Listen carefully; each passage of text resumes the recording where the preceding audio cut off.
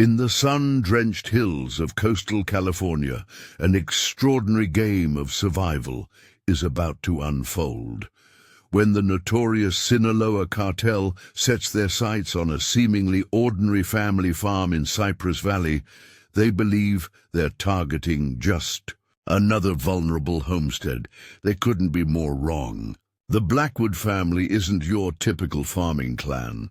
They're one of the most decorated Navy SEAL families in U.S. military history, with 3 generations of elite operators living under one roof. Before we jump back in, tell us where you're tuning in from, and if this story touches you, make sure you're subscribed, because tomorrow I've saved something extra special for you. The morning fog rolled thick across the Blackwood family farm, where James Blackwood Sr. watched the sunrise from his weathered front porch. At 68, the former Navy SEAL commander still maintained the sharp alertness that had kept him alive through countless classified operations. His keen eyes scanned the mist-shrouded hills surrounding their 200-acre property, a habit ingrained from decades of combat experience. Something felt off this morning.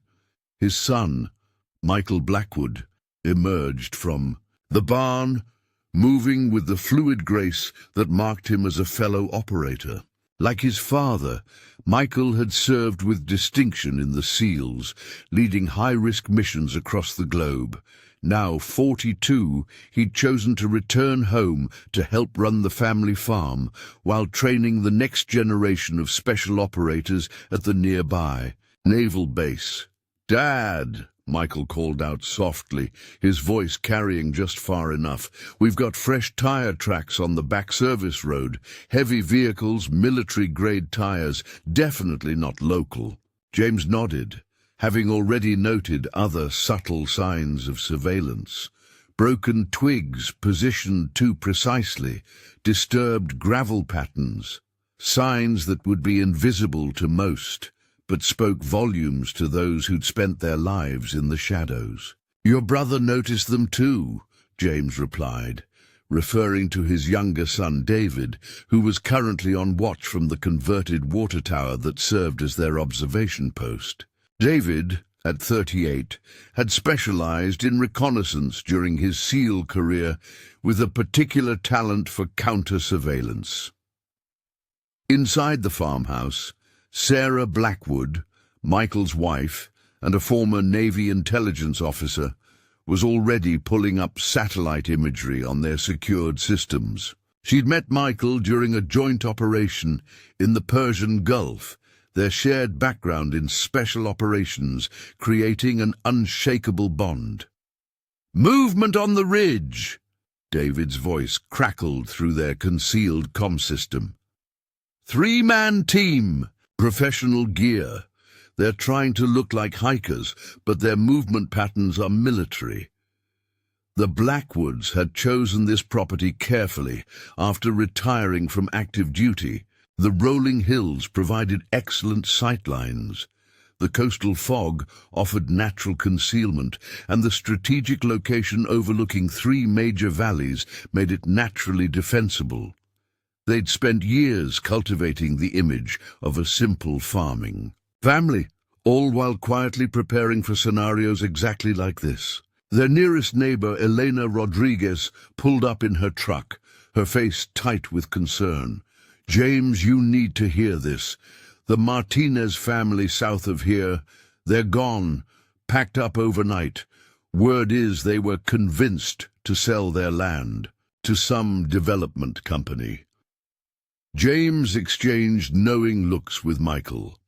They'd been tracking the cartel's movement up the coast, watching as they systematically acquired properties through a combination of threats, coercion, and violence. The Sinaloa cartel was expanding its smuggling routes, using agricultural properties as cover for their operations. "How many families so far?" Michael asked, his tactical mind already calculating patterns and likely next moves. 7 in the last month, Elena replied. "All along the coast, those who don't sell." There are accidents, equipment failures, mysterious fires. The police are either helpless or looking the other way. James thanked Elena for the warning, knowing she was one of the few neighbors they could trust completely. After she left, the family gathered in their command center, hidden beneath the old barn. The room was a testament to their preparation, featuring state-of-the-art surveillance equipment, communications gear, and a comprehensive weapons cache. "They'll come here next," Sarah stated, analyzing data patterns on her screens. "We're the logical next target. The property controls access to both the coast and the inland valley." David joined them, having been relieved on watch by James Jr., Michael's 19-year-old son, who was carrying on the family tradition, currently in Bud S training to become the next generation of Navy SEAL. "Their surveillance is getting bolder," David reported.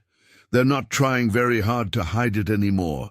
They want us to know they're watching." "Classic intimidation tactics," Michael observed. "They're used to dealing with civilian farmers, not—" He gestured around at his family of elite operators. James Sr. studied the tactical display, his mind working through scenarios with the precision that had made him legendary in the SEAL teams.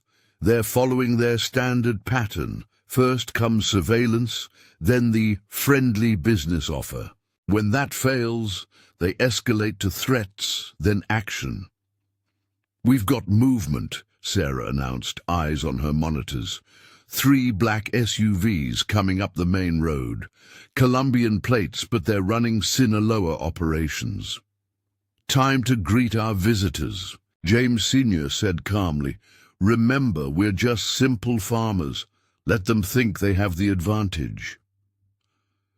The family moved with practiced efficiency, each taking their assigned positions.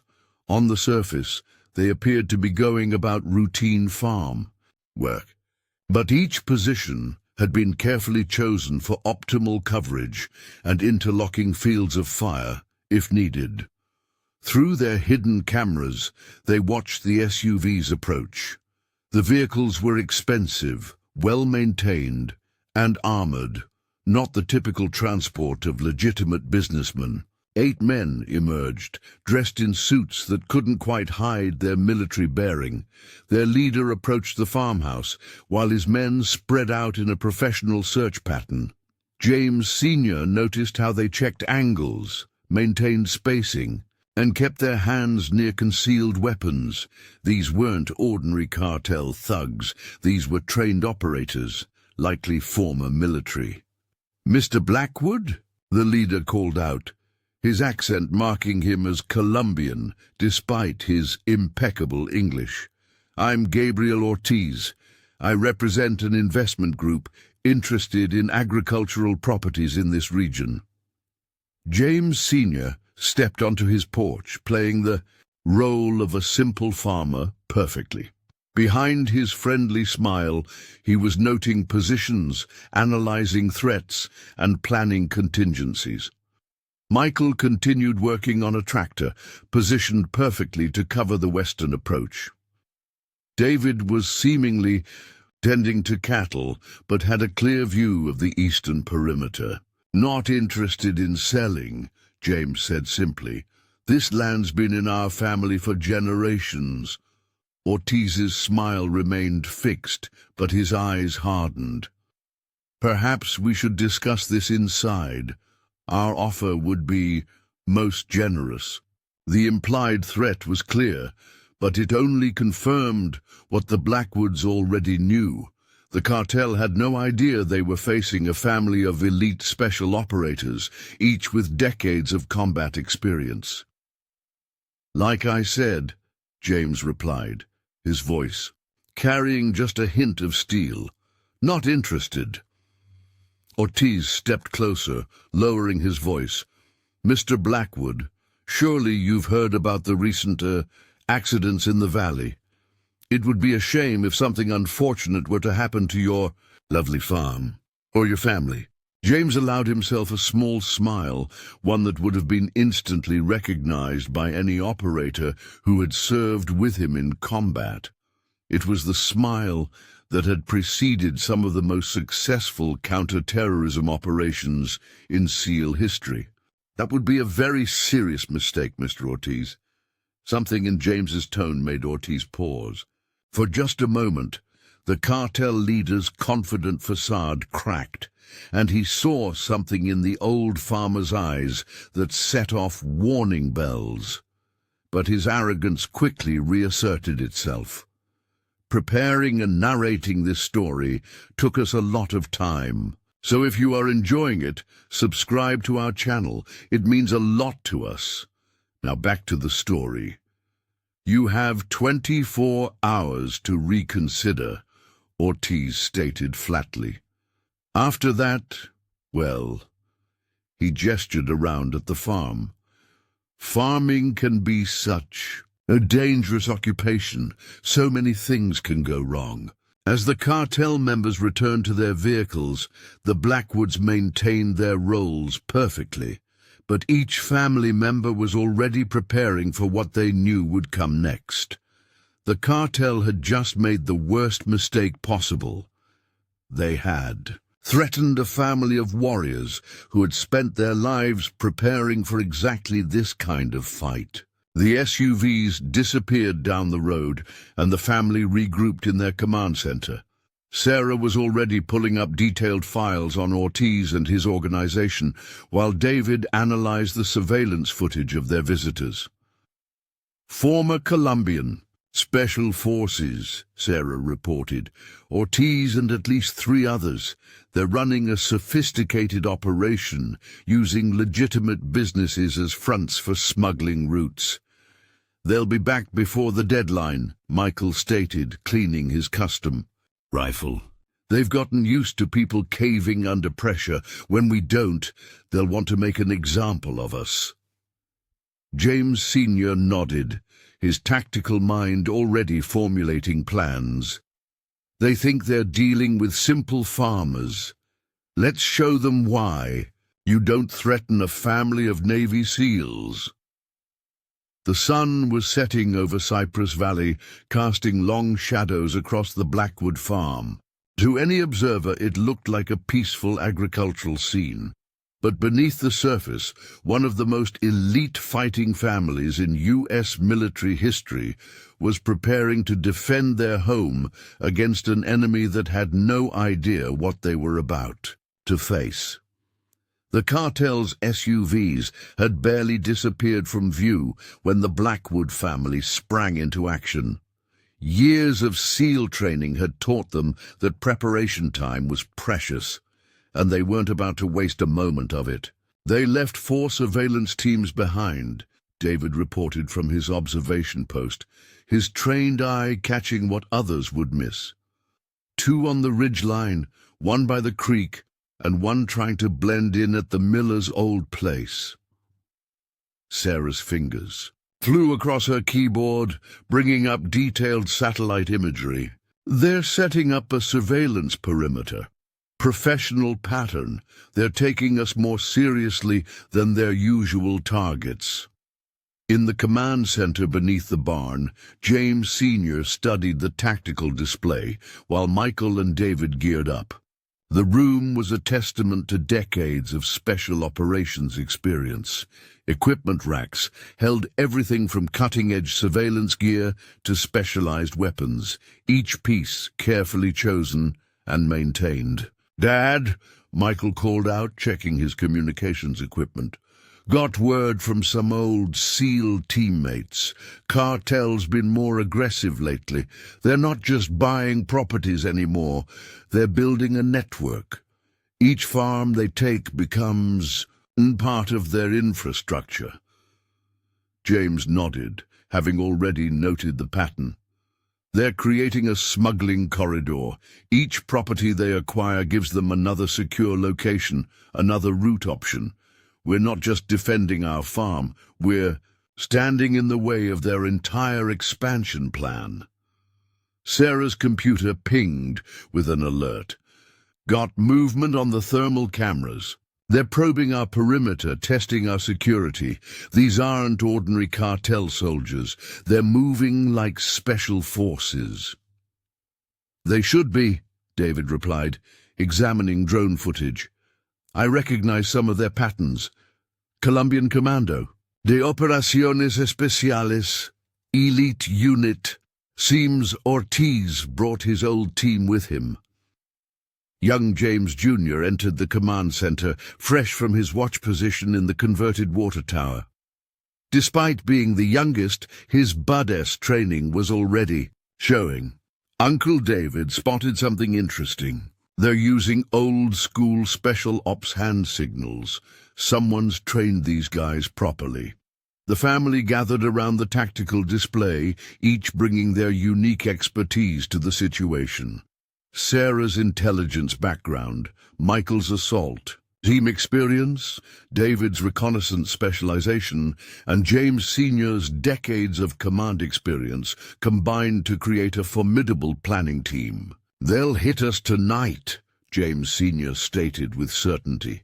The 24-hour deadline was just for show.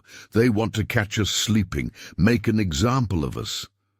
Michael pulled up the property's defensive overlay. We've got advantages they don't know about. Every field, every approach has been prepared. Those irrigation ditches we dug last spring, perfect for channeling movement. The new livestock fencing, concealed razor wire inside standard ranch posts. Thermal cameras are picking up more movement, Sarah reported. They're staging vehicles in the valley. Multiple teams. They're taking this seriously. David checked his specialized reconnaissance gear. Want me to run a counter-surveillance circuit? Let's see what else they're bringing to the party. James Sr. considered for a moment. Go, but stay dark. They're professionals. They'll be watching for exactly that kind of movement. Michael, start the livestock rotation. Let's get the animals clear of potential engagement zones. The family moved with practiced efficiency, each knowing their role. On the surface, their actions looked like normal end-of-day farm work. But each movement was precisely calculated, preparing the battlefield while maintaining their cover as simple farmers. Elena Rodriguez's truck appeared on their security feeds, approaching rapidly. James Jr. was first to spot something wrong. She's driving erratically. Someone's following her. Two unmarked vehicles tailed Elena's truck, trying to look casual but betraying their intentions through professional driving patterns. She pulled up to the Blackwoods' gate, her face tight with fear. "James!" she called out as the elder Blackwood approached. "They came to my place, started asking questions about you, about your family. When I wouldn't talk, they made threats. Said they knew about my daughter in college, knew her schedule." The Blackwoods had always known Elena was trustworthy. She'd married a retired SEAL, now passed, and understood the world of special operations. She was also the only neighbor who knew something of their true background. "You'll stay with us tonight," James Sr. said, his voice leaving no room for argument. "Sarah, get Elena's daughter. Use the secure channels. Have our people at her university move her to a safe location." Michael and David were already moving to counter-surveillance positions, watching the vehicles that had followed Elena. The cartel watchers quickly retreated, but the message was clear. They were escalating, pressuring anyone connected to the Blackwoods. Inside the command center, Sarah coordinated with their extensive network of former special operations contacts. Within minutes, Elena's daughter was being quietly evacuated by a team of retired SEALs who worked campus security. "They're getting bold," Michael observed, returning from his perimeter check. "Found fresh tracks by the east fence. They're probing close, testing our response patterns." James Sr. studied the tactical display, his mind working through scenarios. The cartel was using professional military tactics, but they were still thinking like criminals. They expected fear, compliance, or at best, amateur resistance. They weren't prepared for what they were about to encounter. "Sarah, activate the outer sensor grid," he ordered. "David, I want eyes on every approach. Michael, time to wake up some old friends. We're going to need specific equipment."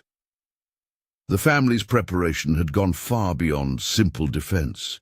Years of special operations experience had taught them to be ready for anything. Hidden caches of specialized gear were strategically placed throughout the property. Seemingly ordinary farm equipment could be quickly converted for tactical use. Thermal imaging shows they're setting up major staging areas, Sarah reported. Multiple teams, heavy weapons. They're bringing in serious hardware. "Good," James Sr. replied, surprising Elena. "Let them commit everything. Let them think they're overwhelming us with force. They don't realize they're walking into a trap decades in the making." Each member of the Blackwood family had contributed their specialized knowledge to the farm's defense. Michael's expertise in assault tactics had guided the placement of defensive positions. David's reconnaissance experience had created an early warning system that looked like ordinary farm security. Sarah's intelligence background had developed their surveillance network, disguised as agricultural monitoring equipment. As night fell, the family made final preparations. Elena watched in amazement as the simple farmhouse transformed. Concealed armor panels slid into place behind walls. Hidden gun ports appeared behind seemingly decorative woodwork. The entire structure had been designed by special operations engineers, though none of its defensive features were visible from the outside. 4 hours to dawn, David reported, returning from another perimeter check. They're moving more teams into position, coming from multiple directions, trying to cut off any escape routes. James Sr. smiled grimly. "They still think we're going to run. They haven't figured out that this isn't just our farm, it's our chosen battlefield." The family gathered for a final briefing. Each member checked their gear, weapons and communications equipment. Years of training together, both in the SEALs and on the farm, had made them an incredibly efficient unit. "Remember," James Sr. addressed his family, "we're not just defending our home, we're sending a message. After tonight, the cartels will learn why you don't threaten a family of Navy SEALs." Sarah's monitors showed increasing activity around their perimeter. The cartel forces were moving into their final positions, preparing for what they thought would be a simple night raid on an unsuspecting farm family. "They're about to learn the difference between terrorists and real warriors," Michael commented, checking his weapon one final time. James Jr., despite his youth, showed the same calm focus that had made his family legendary in special operations. They think they're hunting farmers. They don't realize they're about to face 3 generations of America's most elite warriors. The night deepened, and the Blackwood farm appeared peaceful. But appearances were deceiving. Behind its simple exterior, one of the most sophisticated defensive operations ever conceived by special operations veterans was about to unfold. In the command center, James Sr. watched the tactical display as dozens of red dots marked enemy positions.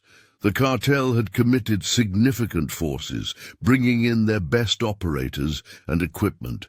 They thought they were preparing to overwhelm simple farmers. Instead, they were about to encounter something unprecedented. An entire family of elite special operators, fighting on terrain they had spent years preparing for exactly this scenario.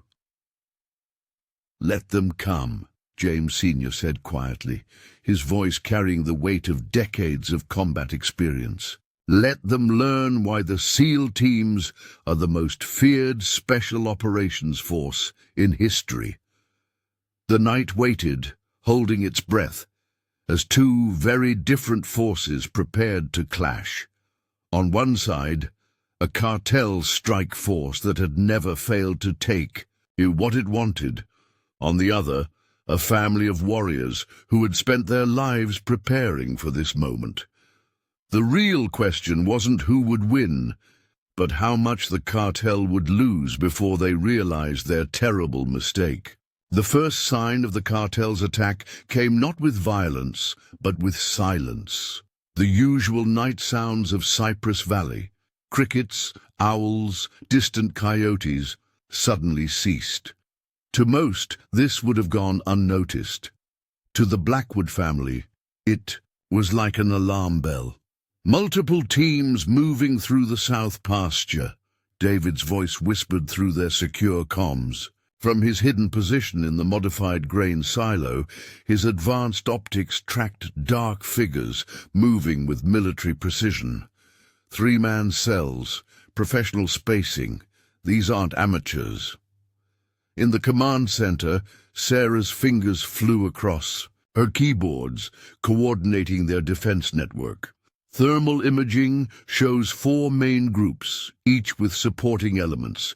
They're using classic Special Forces infiltration patterns. James Sr. watched the tactical display with the calm focus that had made him legendary in the SEAL teams.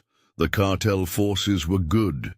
Their movement patterns showed extensive military training. But they were about to learn that training was only part of the equation. "Time to welcome our visitors," he spoke softly.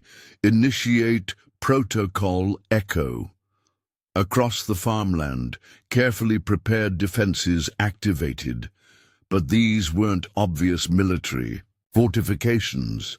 Each one appeared to be normal agricultural equipment or standard farm features. Irrigation ditches suddenly filled with water, channeling the attacking forces into predetermined paths. Motion-activated farm lights came on strategically, disrupting night vision equipment. "Got their lead elements approaching the lower field," Michael reported from his position. "They're moving exactly where we want them." The cartel forces continued their advance, unaware that every step had been anticipated. Their sophisticated night vision equipment was being defeated by simple farming techniques. Heat from compost piles disrupted thermal imaging, while ordinary agricultural lime created false signatures. "Sir," James Jr. called quietly from his observation post, "they've got something interesting. Drone teams setting up behind their main elements." Sarah's hands moved quickly across her controls. "Not for long. Initiating our countermeasures now." Across the farm, seemingly ordinary wind turbines began emitting specific electromagnetic frequencies, a technology developed for military use but disguised as sustainable farming equipment. The cartel's drones suddenly found themselves fighting against mysterious electronic interference. Electronic warfare systems masked as agricultural equipment, Elena whispered, watching from the command center. "You really did think of everything."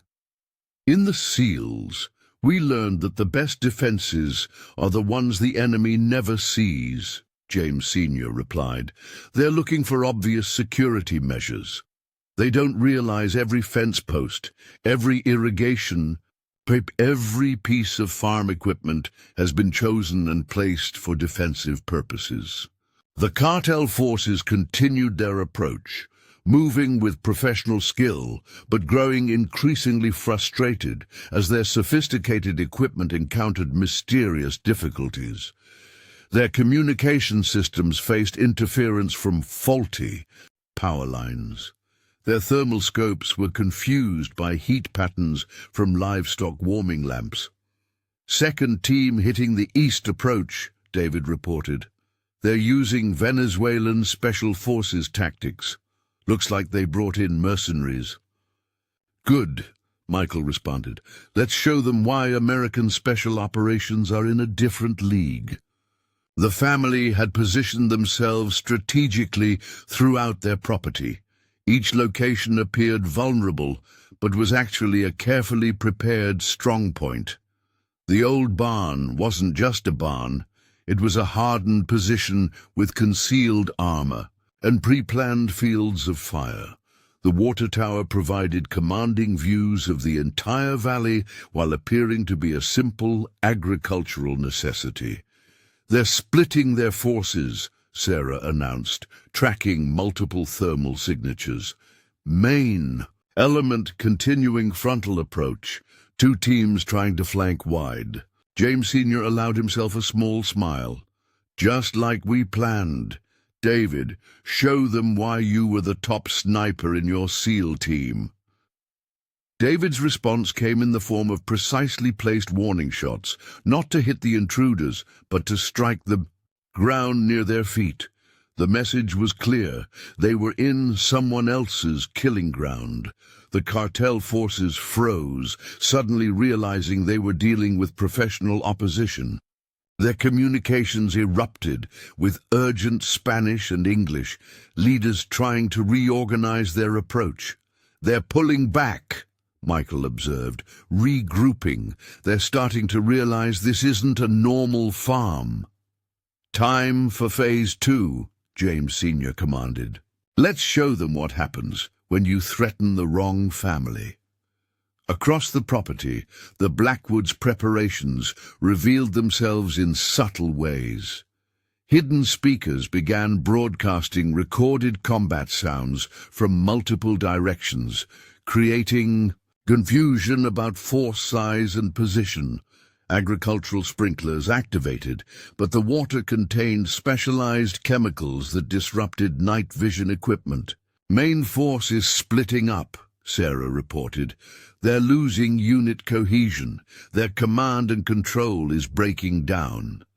In the darkness, the cartel forces found themselves facing an invisible enemy that seemed to be everywhere and nowhere. Every attempt to outmaneuver their opponents led them into prepared killing zones. Every tactical advantage they thought they had was systematically neutralized. "Remember," James Sr.'s voice came through the secure comms, "we're not just defending our home. We're teaching them why you don't threaten American warriors." The cartel's attack had begun with professional precision. Now it was devolving into chaos as they faced defenses they couldn't see and an enemy they couldn't engage. Their military training told them they were facing more than just farmers, but they couldn't understand how a simple family could mount such a sophisticated defense. "Third team trying to breach the north fence," James Jr. reported. "Permission to demonstrate why Bud S. training beats cartel boot camp?" "Granted," his father replied. "Show them what the next generation of SEALs can do." The young warrior moved like a ghost through terrain he'd known since childhood. The cartel team never saw him coming.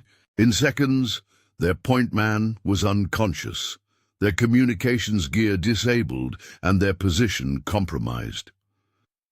"Beautiful work, son," Michael commented, pride evident in his voice.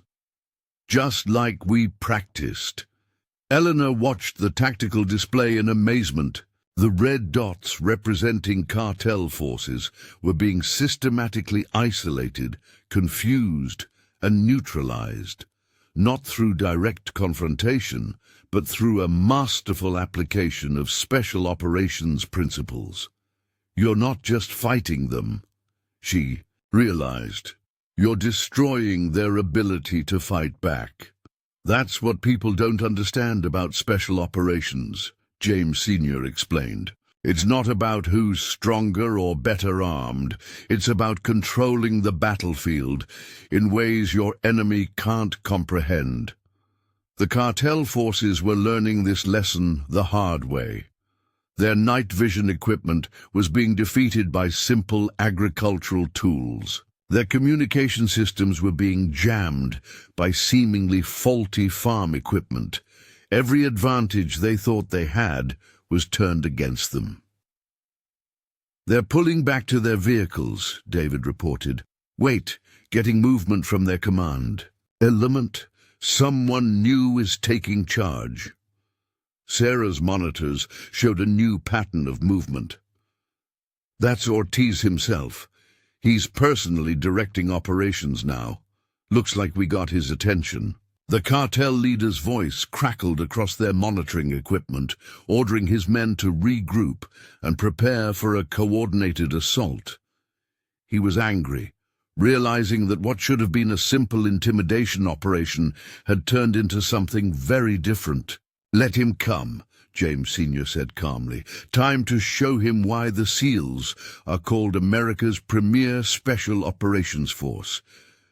The night had started with the cartel believing they were attacking helpless farmers. Now they found themselves facing an opponent that seemed to have prepared for every contingency, anticipated every move, and turned their own tactics against them. "Remember," James Sr. spoke to his family, "we're not just defending our home. We're sending a message that will echo through every cartel organization. After tonight, they'll learn why you don't threaten a family of Navy SEALs." The farm appeared, peaceful in the moonlight, but beneath that calm exterior, one of the most sophisticated defensive operations ever conceived by special operations veterans was unfolding. The cartel had brought their best operators, their most advanced equipment, and their most experienced tactical leaders. They were about to learn that none of that mattered when facing a family of America's elite warriors fighting on ground they had spent years preparing for exactly this moment. The real battle was about to begin, and the cartel was about to learn why the SEALs' reputation for tactical excellence was well earned. The night wasn't over yet, and the Blackwoods were just getting started. Ortiz's voice crackled over the cartel's communications, now tinged with a mix of rage and disbelief. "I want every team to converge on the main house. Full assault pattern, no more games." In the Blackwoods command center, Sarah's surveillance systems captured the cartel forces regrouping. They're mobilizing everything, bringing up their heavy weapons teams. They've got vehicle-mounted support, weapons. "Good," James Sr. replied, his voice carrying the calm confidence that had guided countless successful SEAL operations. "Let them commit fully. Time to show them why Navy SEALs specialize in asymmetric warfare." Michael's voice came through their secure comms, quiet but intense.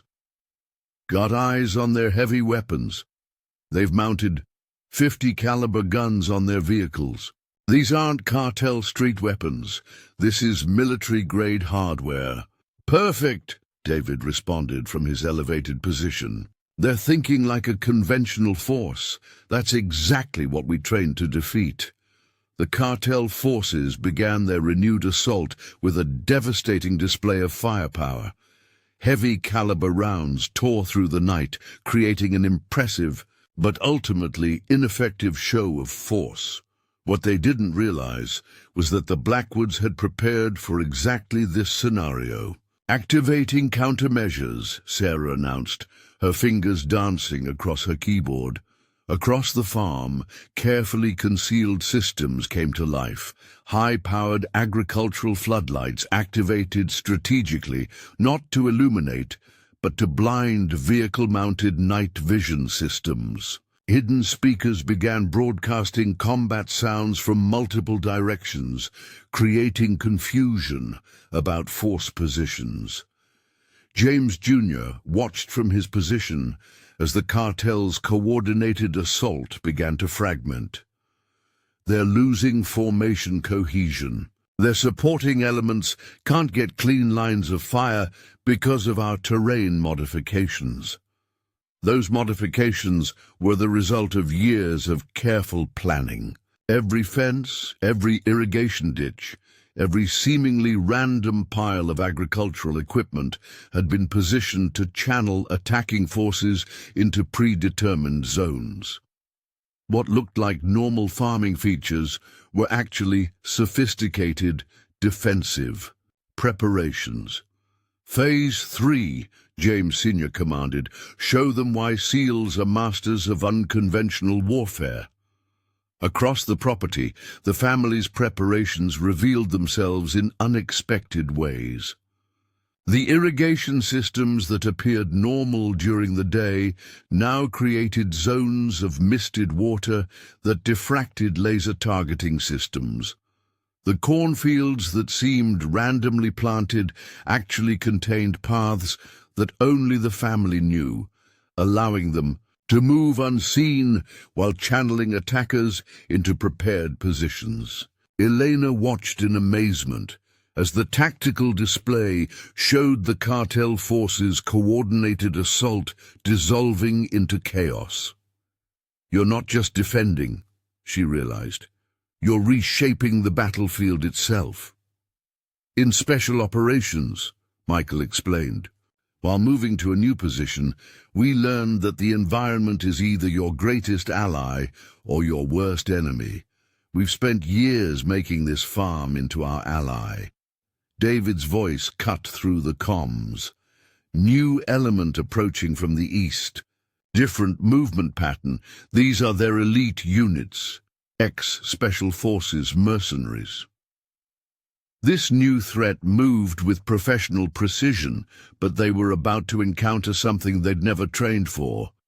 The Blackwoods had created defensive systems that combined military expertise with intimate knowledge of their land. "Time to introduce them to some advanced SEAL tactics," James Sr. decided. "Sarah, initiate sonic defense protocol." Hidden throughout the property, specialized equipment began emitting specific frequencies, another military technology disguised as agricultural machinery. The sound was barely perceptible, but extremely effective, creating disorientation and confusion among the attacking forces. "They're splitting up," James Jr. reported. "The sonic defense is breaking their unit cohesion. They can't maintain formation." Michael moved like a ghost through the darkness, his years of SEAL training evident in every motion. He encountered 3 cartel operators attempting to set up a support position. In seconds, all 3 were unconscious, their weapons disabled, never knowing what hit them. "Contact west," David's calm voice reported. "Their heavy weapons team is trying to set up a fixed position. Big mistake. The cartel team had chosen what seemed like an excellent firing position, providing clear lines of sight to the main house. What they didn't realize was that they'd positioned themselves exactly where the Blackwoods wanted them. Now they learn why we spent 3 years redesigning the drainage system, Sarah commented, activating a series of hidden controls. Suddenly, the ground beneath the heavy weapons team became unstable as carefully prepared drainage channels activated, turning solid ground into mud. Their heavy weapons, so impressive moments ago, were now useless. James Sr. watched the tactical display with satisfaction. The cartel forces had come expecting to overwhelm simple farmers with superior firepower and military tactics. Instead, they found themselves facing an enemy that had turned the entire landscape into a weapon. "Multiple teams in retreat," Sarah reported. "Their command and control is breaking down. They can't coordinate their movements because our countermeasures are disrupting their communications." Ortiz's voice came through their monitors, now showing clear signs of panic. "What is this? Who are these people?" "Time to let them know," James Sr. decided. "Sarah, open a channel to their command frequency." When he spoke, his voice carried the weight of decades of special operations experience. "Mr. Ortiz, you should have done your research. You're not fighting farmers. You're facing a family of Navy SEALs. Every member of this family is a combat-proven special operator. This farm isn't just our home. It's a defensive position we've spent years preparing." The effect was immediate. The cartel forces, already struggling against an invisible enemy that seemed to anticipate their every move, now realized they were facing their worst nightmare. American Special Operations veterans fighting on terrain they had personally prepared. "You have one chance," James Sr. continued. "Withdraw now. After this moment, we stop being defensive." In the darkness, the cartel forces found themselves facing a choice. They had come with overwhelming force, professional operators and military-grade weapons. None of that had prepared them for facing a family of elite warriors who had turned their entire property into one massive tactical advantage. "West Team is retreating," David reported. "Their elite units are pulling back." They finally realized they're outmatched. But Ortiz wasn't ready to admit defeat. "Push forward," his voice commanded. "They're just one family. We have superior numbers." "Numbers don't matter in asymmetric warfare," Michael commented, moving to intercept another team. "They still haven't learned that lesson." The night erupted into a new phase of combat, but this time the Blackwoods weren't just defending. They began implementing attacks that demonstrated why Navy SEALs were considered among the world's most lethal special operations forces. James Jr., despite his youth, moved through the battlefield with the skill that came from growing up in a family of elite operators. He disabled a cartel communications team so smoothly they never knew he was there.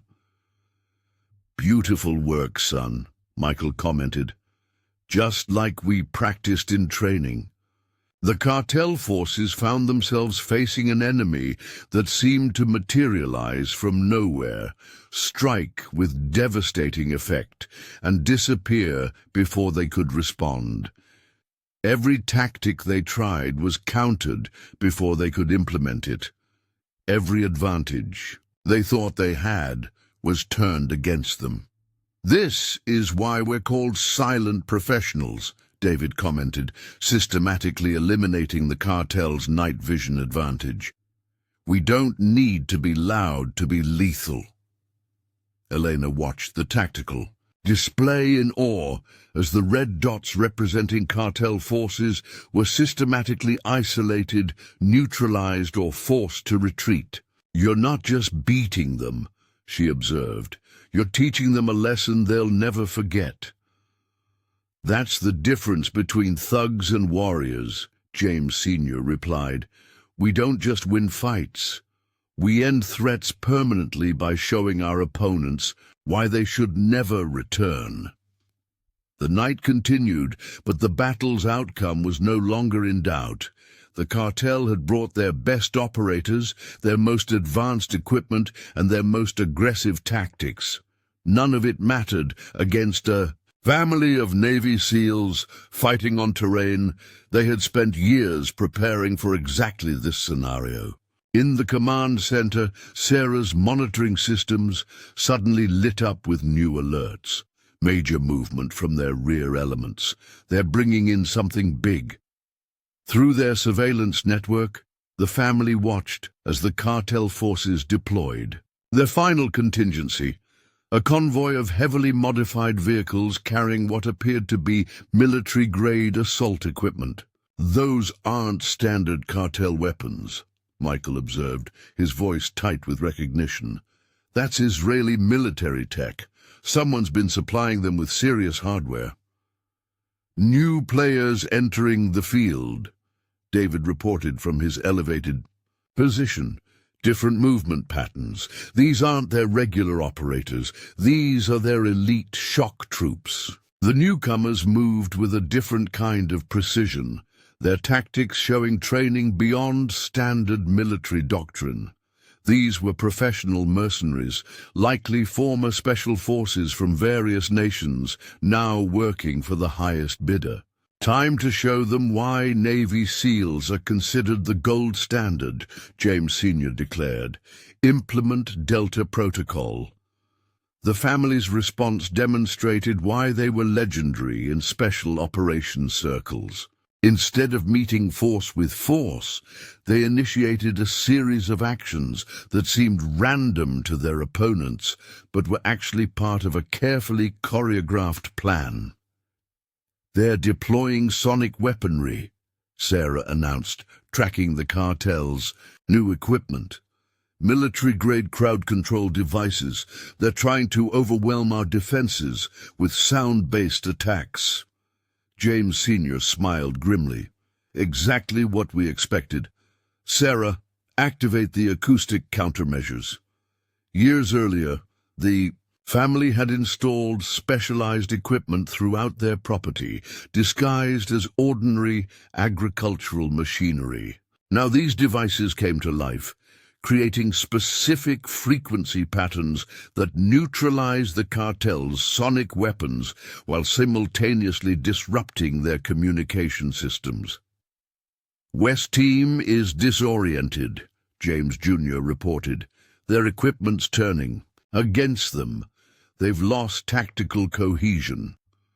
Michael moved through the darkness like a predator, his movements reflecting years of special operations experience. He encountered a team of mercenaries attempting to set up a firing position.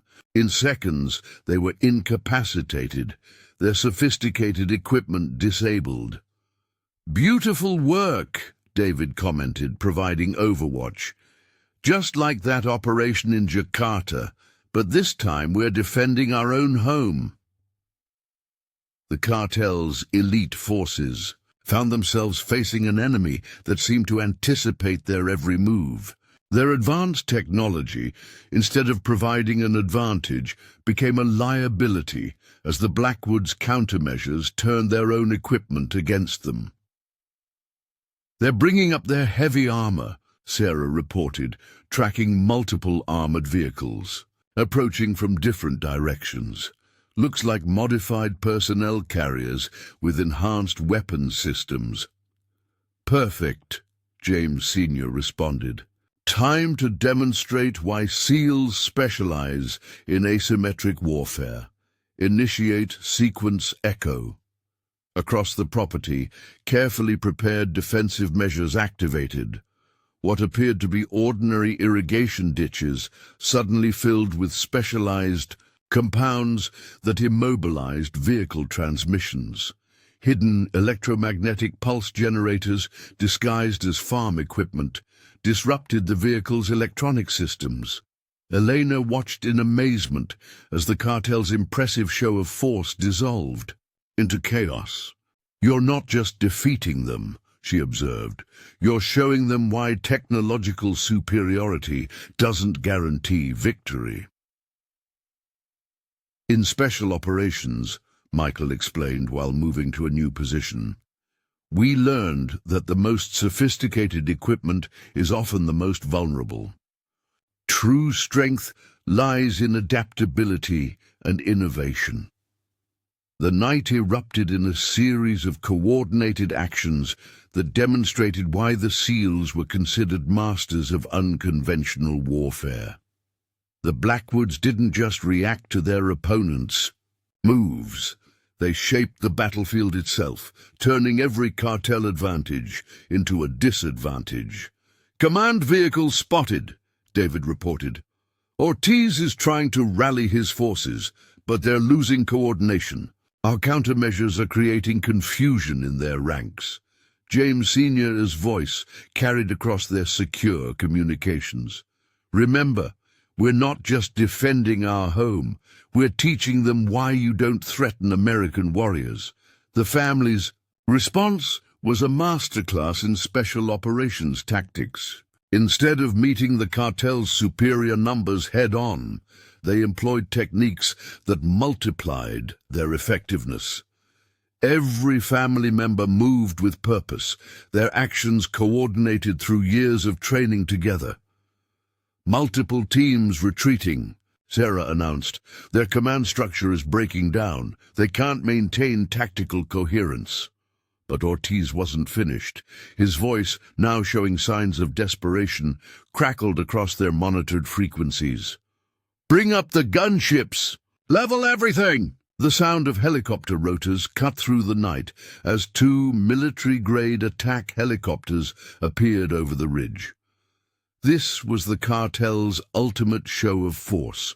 Aircraft equipped with modern weapons systems, capable of devastating any normal opposition.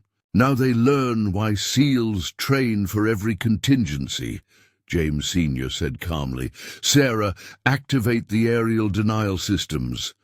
Hidden throughout the property, specialized equipment began emitting electromagnetic frequencies that played havoc with the helicopter's guidance systems. What looked like ordinary wind turbines created air current patterns that made low-level flight dangerous. "They can't maintain stable firing positions," David reported, watching through his advanced optics.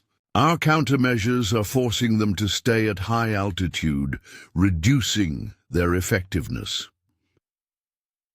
The helicopter pilots found themselves fighting against invisible forces that seemed to defy physics. Their sophisticated targeting systems were being confused by heat signatures from seemingly random agricultural equipment. Their night vision capability was degraded by carefully positioned lighting systems. "Warning shots only," James Sr. ordered, as David's precision fire forced the helicopters to maintain their distance. "Let them know they're in our kill zone, without escalating to lethal force."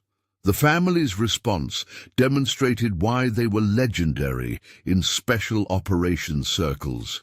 Instead of targeting the helicopters directly, they systematically eliminated the aircraft's tactical advantages. The pilots soon found themselves unable to effectively support their ground forces. "This is what people don't understand about special operations," Michael commented while neutralizing another cartel team. "It's not about having the biggest weapons, it's about making your opponent's weapons useless." The cartel forces were learning this lesson the hard way. Their impressive array of military hardware, instead of guaranteeing victory, had become a liability. The more sophisticated their equipment, the more vulnerable it was to the Blackwoods' countermeasures. "Multiple teams in full retreat," Sarah reported. "Their command and control is completely compromised. They can't coordinate their forces effectively." James Sr. watched the tactical display with satisfaction. The cartel had brought everything they had: elite operators, advanced technology, air support, and none of it had prepared them for facing a family of Navy SEALs, fighting on terrain they had personally prepared. "Final phase," he ordered. "Show them why you don't threaten a family of warriors." The night erupted in a series of coordinated actions that would be studied in special operations courses for years to come. The Blackwoods didn't just defeat their opponents, they systematically dismantled their ability to fight, turning every cartel advantage into a weakness. As the helicopter pilots struggled against invisible forces and ground teams retreated in confusion, Ortiz finally realized the magnitude of his mistake. He had brought an army to fight farmers, only to discover he was facing something far more formidable, a family of America's elite warriors defending their home. The message was clear: Some battles are lost before they begin, especially when you underestimate your opponent. The cartel had learned the hard way why the Navy SEALs' reputation for excellence was well earned, and why threatening a family of special operators was a mistake they would never repeat. The dawn brought a different kind of silence to Cypress Valley.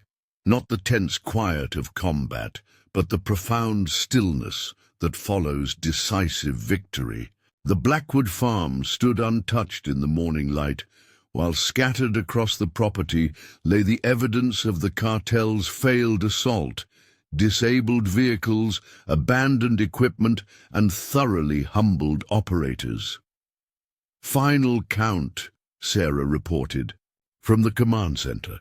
37 cartel operators captured, including their elite teams, all of them alive, just very, very unhappy.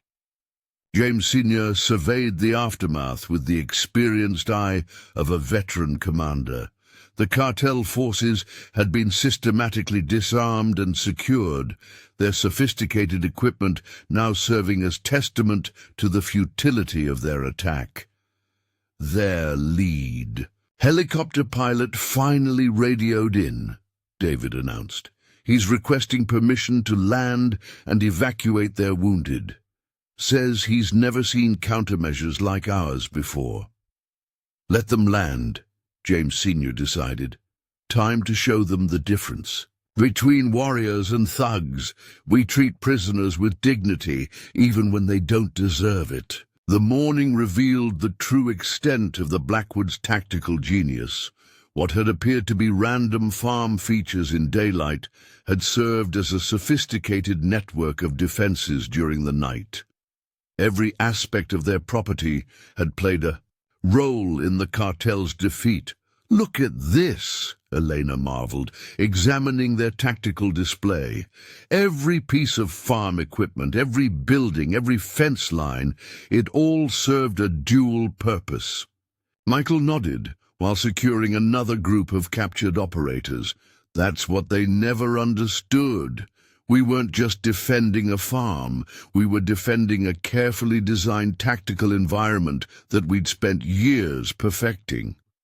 The captured cartel forces, now seeing their surroundings in daylight, began to understand the magnitude of their miscalculation. What had looked like ordinary agricultural features were revealed as elements of an intricate defensive system.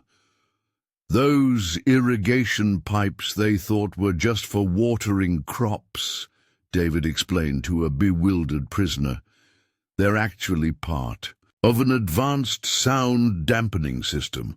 Those solar panels, they're military-grade electromagnetic pulse generators." James Jr. emerged from securing the perimeter, his movements showing the confidence gained from successfully facing his first real combat situation. "Uncle David found something interesting by their command vehicle. Looks like military-grade intelligence equipment." Sarah's analysis confirmed their suspicions. "They weren't just here for our farm. They were mapping the entire valley, planning a major expansion of their smuggling routes." "Not anymore," James Sr. stated firmly. "After tonight, they'll understand that some territories are off-limits, no matter how powerful they think they are." The local sheriff arrived with state police tactical teams, having been alerted by the Blackwoods once the situation was fully under control. The law enforcement officers found themselves facing an unprecedented scene. Dozens of cartel operators, secured with military precision, their equipment disabled but preserved as evidence. "Jesus Christ, Wade," Sheriff Cooper breathed, taking in the scene. "When you said you could handle things, I didn't expect this." "Just protecting our home, Sheriff," James Sr. replied modestly. "Though you might want to call in the DEA. These gentlemen had some interesting plans for the valley." The captured cartel operators watched in disbelief as their sophisticated equipment was catalogued and secured. Many of them were former special forces themselves, yet they had been systematically outmaneuvered by what appeared to be a simple farming family. "You know what your biggest mistake was?" Michael addressed one of the captured team leaders. "You thought superior numbers and equipment guaranteed victory. You forgot that warfare isn't about who has the most guns. It's about who knows how to use their advantages best." The morning brought federal agents, evidence teams, and a parade of law enforcement officials. Each group was amazed by the precision with which the Blackwoods had defended their property, neutralizing a superior force without causing a single fatality. "This is going to be studied in tactical courses for years," a DEA agent commented, examining the sophisticated countermeasures disguised as farm equipment. "You didn't just defeat them, you changed their entire understanding of what's possible." Ortiz, secured and humbled, watched as his force was systematically processed by law enforcement.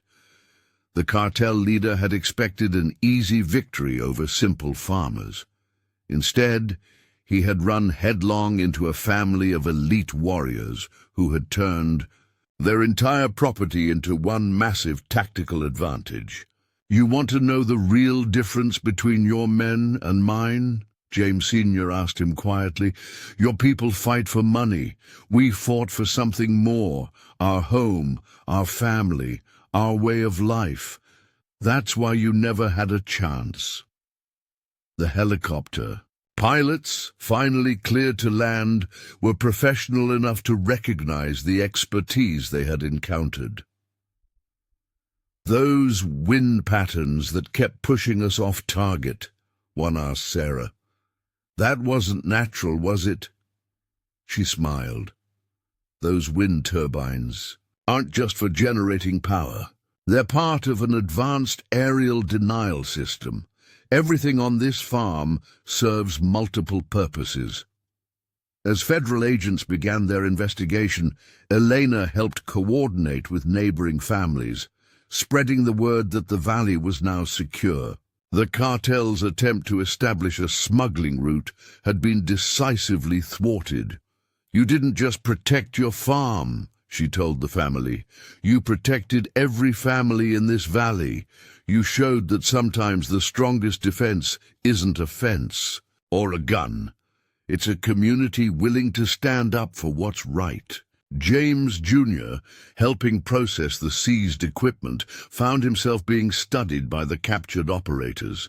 Many of them were experienced veterans, yet they had been systematically outmaneuvered by someone they had dismissed as a farm kid. "You want to know what makes American special operations different?" he asked them. "It's not our equipment or our training, though those are excellent. It's our ability to adapt, to turn any situation to our advantage, to make every environment work for us." The day progressed as law enforcement documented the scene. Each piece of evidence told the story of how a family of Navy SEALs had transformed their farm into an impregnable fortress without ever making it look like anything other than a working agricultural operation.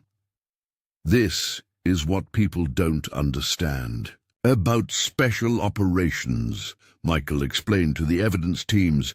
"The best defenses are the ones your enemy never sees until it's too late. Everything that helped us win last night is still here, still looking like ordinary farm equipment, still ready if ever needed again." As the last of the cartel forces were taken into custody, James Sr. gathered his family. They were tired but proud, having faced a superior force and emerged victorious through skill, preparation, and unwavering unity. "Remember this," he told them.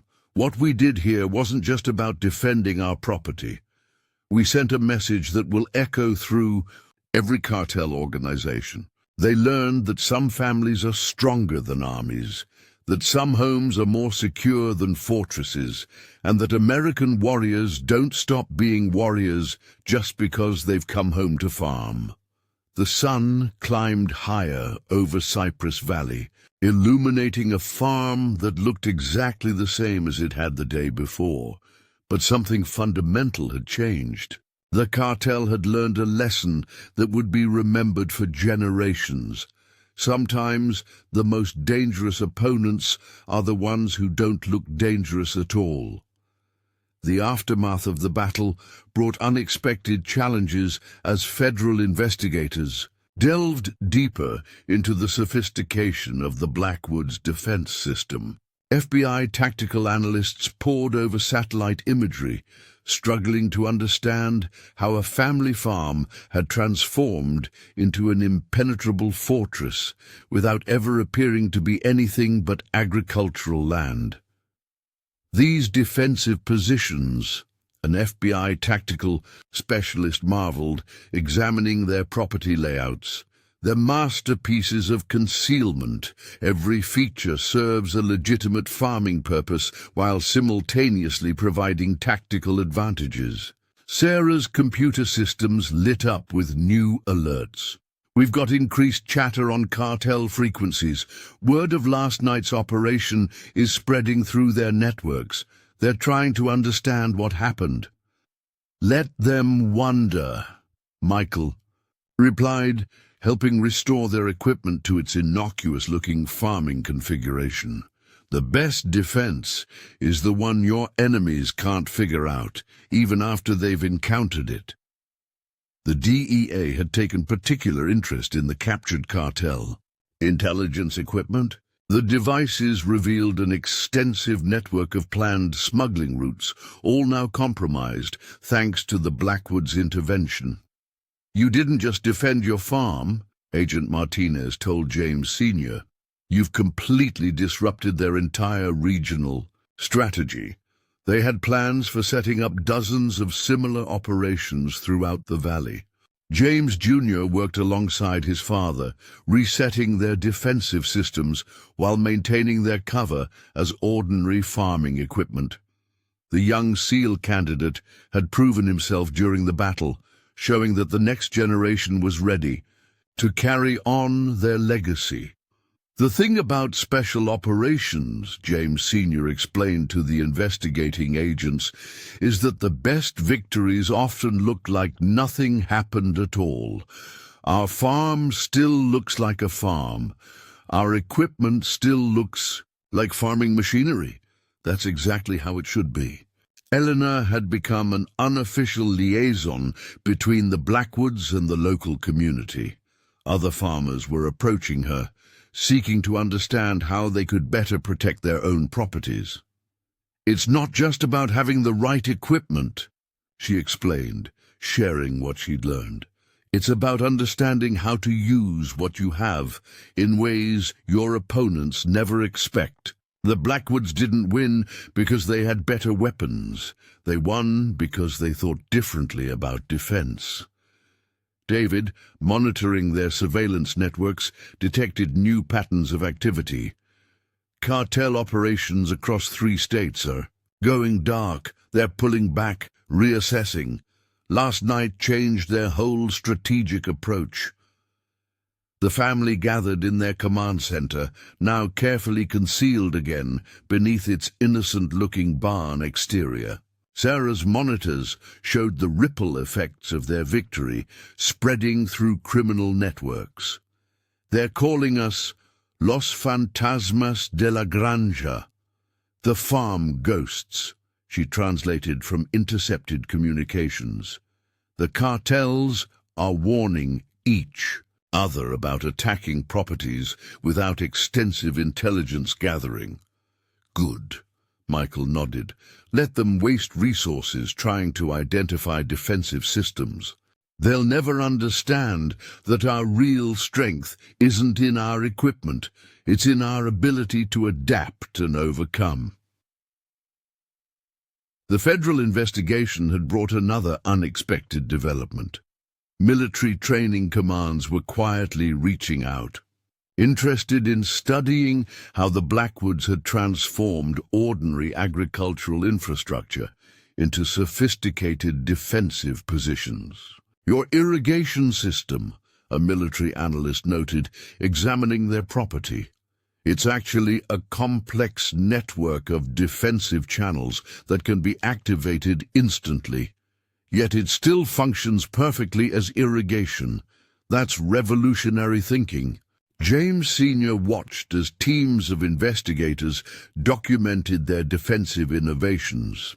"In the SEALs, we learned that the best solutions are often the simplest ones. Everything here serves its stated purpose. We just made sure it could serve other purposes when needed." The captured cartel operators, now in federal custody, were providing valuable intelligence. Many were still struggling to understand how they had been so thoroughly defeated by what appeared to be simple farmers. "You know what really beat us?" one of the captured team leaders told his interrogators. "Not their weapons or their tactics, though those were impressive. It was their mindset. They turned everything we thought was an advantage into a disadvantage." James Jr. had taken on the responsibility of explaining their defensive concepts to visiting tactical teams. His youth and enthusiasm, combined with deep understanding of both farming and special operations, made him an effective instructor. "The key isn't having specialized military equipment," he explained. "It's about understanding how to use ordinary equipment in extraordinary ways. That farm tractor, it's also a mobile communications jammer. Those grain silos, they're hardened observation posts." The family's reputation began to grow within military and law enforcement circles. Their methods represented a new approach to defensive operations, one that emphasized adaptability and innovation over brute force. "What the Blackwoods have created here," a visiting military commander observed, "isn't just a defensive position. It's a whole new way of thinking about protection. They've shown that with proper planning, any location can become an impregnable fortress without ever looking like one." Elena worked with Sarah to develop training materials for other farming communities. The focus wasn't on military tactics, but on teaching people to think differently about their resources and capabilities. "The most important lesson," Sarah explained to a group of local farmers, "isn't about specific techniques. It's about understanding that everything around you can serve multiple purposes. Your everyday tools can become your strongest defenses." The cartel's sophisticated equipment, now being analyzed by federal agencies, revealed just how thoroughly they had been outmaneuvered. Their military-grade technology had been defeated by farming equipment that had been cleverly modified for dual purposes. "This is what makes American Special Operations unique," Michael told the investigating teams. "We don't just focus on having better equipment. We focus on using whatever equipment we have better than our opponents expect." As the days passed, the Blackwoods continued their farming operations, while quietly monitoring the broader effects of their victory. Cartel operations throughout the region had been disrupted, not just by the loss of personnel and equipment, but by the realization that they couldn't identify safe targets anymore. "They're pulling back from 3 other valleys," David reported, tracking cartel communications. "Our defense changed their risk assessment models. They can't be sure which farmers might be more than they appear." The family's success had demonstrated something powerful, that true security didn't come from obvious defenses or overwhelming force. It came from the ability to transform ordinary surroundings into extraordinary advantages. "What we did here," James Sr. told his family as they watched federal teams finally departing their property. Wasn't just about protecting our farm. We showed that the strongest defenders aren't always the ones who look the strongest. Sometimes they're the ones who know how to turn everything around them into an advantage. The sun set on their property, which once again looked like nothing more than a well-maintained family farm. But now it stood as a symbol of something more, a testament to the ingenuity of American warriors and their ability to protect what matters most. The Blackwoods had done more than defend their home. They had created a new model of security, one that proved that with proper training, innovative thinking, and unwavering determination, any family could turn their ordinary surroundings into an extraordinary defense. Sarah's monitoring systems detected it first, a subtle shift in cartel communications patterns across multiple networks. "They're adapting," she announced during the family's morning briefing. Different cartels are sharing information, trying to understand how they were defeated. 3 separate organizations running coordinated intelligence operations, David added from his observation post. They're using civilian cover, real estate agents, agricultural consultants, infrastructure surveyors. James Sr. studied the tactical display showing multiple probe attempts around their perimeter. The cartels had learned from their direct assault failure and were now trying a more sophisticated approach. "Got something interesting," Michael reported, examining drone footage. "They're hiring legitimate archaeological teams, trying to use historical preservation laws to force access to different properties in the valley." "Clever," James Jr. commented, "using legal means to map defensive capabilities. These aren't street thugs anymore. They're thinking like intelligence operators." The family had anticipated this evolution. Their victory hadn't just defeated a cartel assault. It had forced criminal organizations to completely rethink their approach to rural operations. "Multiple teams approaching the South Ridge," Sarah announced. "Professional survey equipment, but their movement patterns are military. They're mapping fields of fire while pretending to conduct soil studies." James Sr. smiled slightly. "Time to show them why SEALs are masters of counterintelligence. Let's give them exactly what they expect to find. Nothing but a working farm with some security upgrades." The family's response demonstrated why they were legendary in special operations circles. Instead of trying to hide their defenses, they created a sophisticated deception plan that showed their observers exactly what they wanted to see. "Environmental compliance teams requesting access," Elena reported. "They've got legitimate paperwork, but their equipment includes ground-penetrating radar and thermal imaging systems." "Perfect," Michael replied. "Show them everything. Let them scan every inch. All they'll find is exactly what should be there. Irrigation systems, power lines, normal agricultural infrastructure." The Blackwoods had prepared for this type of scrutiny. Every defensive system had been designed to appear completely innocent under professional inspection. Their most sophisticated equipment was hidden in plain sight, disguised as ordinary farming necessities. "They're bringing in private security consultants," David observed, "ex-military specialists trying to analyze our defensive capabilities. These guys know what they're looking for. And that's exactly why they won't find anything," James Sr. explained. "They're looking for military-style defenses. We don't have any of those. We just have farming equipment that happens to be incredibly effective when used creatively."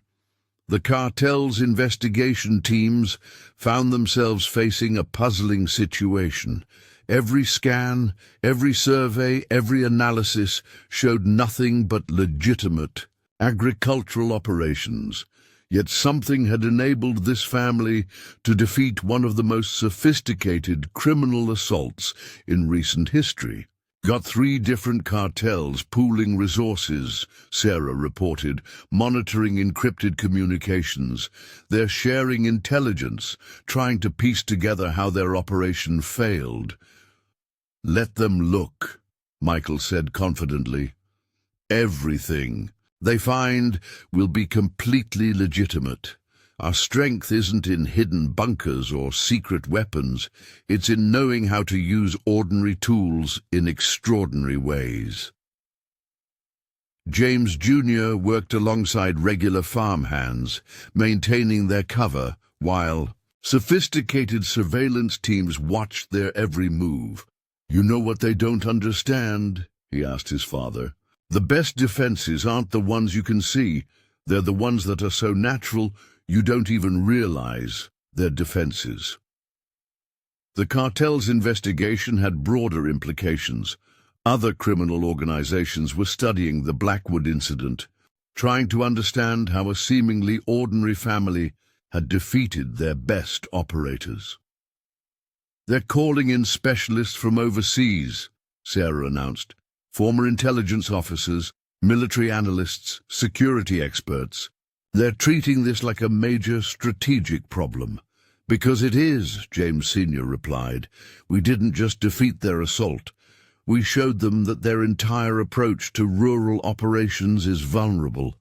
We proved that any family with the right training and mindset can become an impossible target."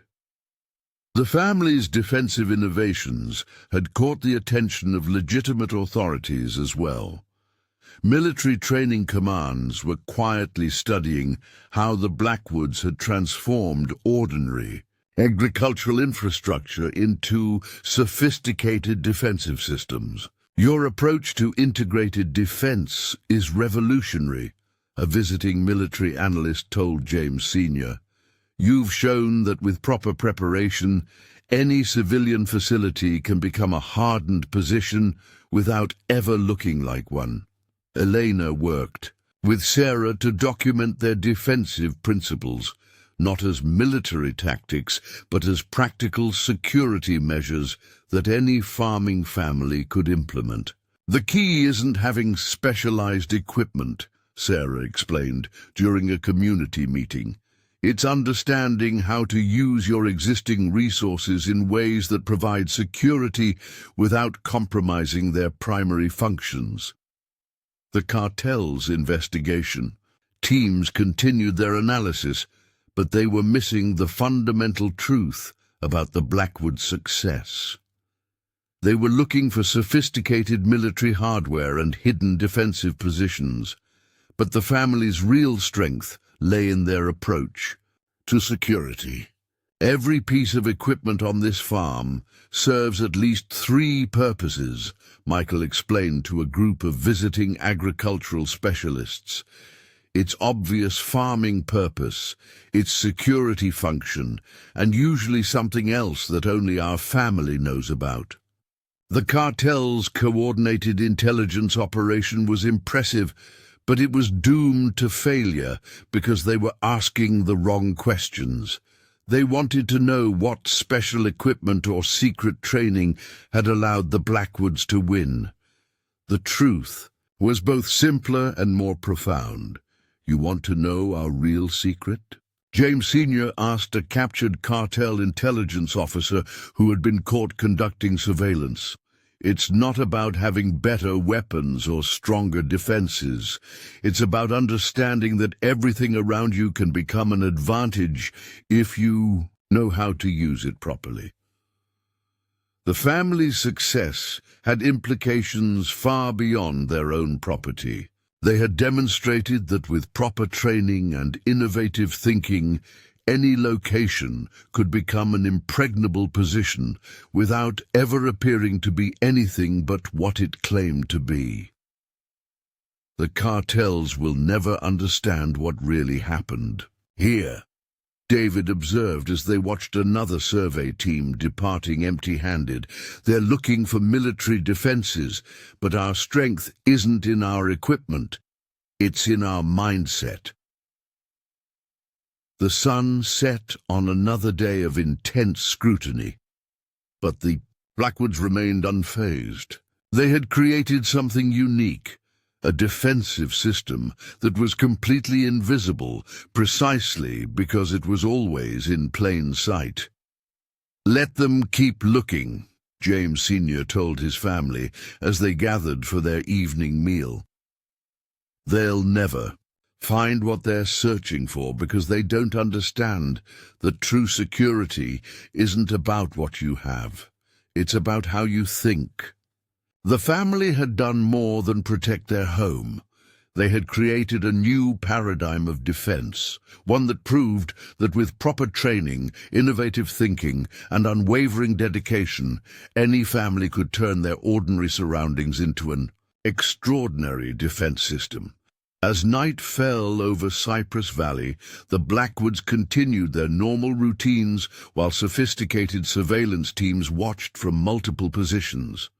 The observers would find nothing unusual, just a family of farmers going about their business, giving no indication that they were among the most effective defensive operators in American military history. Sarah's surveillance systems detected an unexpected pattern, coordinated movements from multiple directions, but not from cartel forces. "We've got something different," she announced. "Professional intelligence teams using advanced electronic surveillance, Russian, Chinese, and Colombian signatures." "International attention," Michael observed, monitoring the approaches. "They're not here for cartel operations. They're here to study our defensive systems." The family had known their success against the cartel would attract attention, but this was a new level of scrutiny. Foreign intelligence services were now trying to understand how a farming family had created an impenetrable defensive position. 4 teams on the ridgeline, David reported, using military-grade surveillance equipment disguised as geological survey gear. "These aren't amateurs. They're trained intelligence operators. Time to show them why Navy SEALs are masters of deception," James Sr. decided. "Let's give them a masterclass in hiding in plain sight." The Blackwoods launched a carefully choreographed performance. Every movement, every operation was perfectly normal for a working farm, yet each action served to obscure their true capabilities from the watching eyes. "They're using satellite coverage," Sarah noted, tracking multiple overhead passes. "Thermal, infrared, ground-penetrating radar, everything short of a nuclear detection system." "Perfect," Michael replied. "Let them waste resources looking for hidden bunkers and secret installations. They'll never understand that our strength isn't in what we've hidden. It's in how we use what's visible." James Jr. worked with the regular farm hands, demonstrating why the next generation of SEALs was just as innovative as their predecessors. Every routine agricultural task served to confuse and mislead the observers. "Got their signals intelligence teams trying to crack our communications," Sarah reported. "They're looking for military frequencies, encrypted channels, anything that would explain our tactical coordination." "But they won't find any of that," David commented, "because our real communication system is built into the daily rhythms of farm life. Every regular activity carries messages that only our family understands." The foreign intelligence teams found themselves facing a puzzling contradiction. Their sophisticated equipment detected nothing unusual, yet something had enabled this family to defeat an elite cartel strike force. 3 more teams moving into position, Elena reported. Different agencies, but they're all focusing on the same question. How did we turn a family farm into an impenetrable fortress without any visible defenses? That's what they'll never understand, James Sr. explained. We didn't add military defenses to a farm. We learned how to use farming itself as a defense. Every normal agricultural feature serves multiple purposes, but only if you know how to use it properly. The family's innovation went beyond mere tactical advantage. They had created a new approach to defense that confused traditional military analysis precisely because it didn't look military at all. Got their psychological operations team setting up, Sarah noted. They're trying to map our decision-making processes, understand our command structure. Let them try, Michael responded. They're looking for a military hierarchy, but our strength comes from being a family. Each of us knows exactly what needs to be done because we've trained together our whole lives. The foreign observers were operating on outdated assumptions. They expected to find sophisticated military hardware concealed beneath agricultural cover. Instead, they found genuine farming equipment that could be instantly transformed into defensive systems. Their technical teams are getting frustrated, David reported with satisfaction. Every scan shows exactly what should be on a normal farm. They can't understand how we achieved our results without specialized military equipment. James Jr.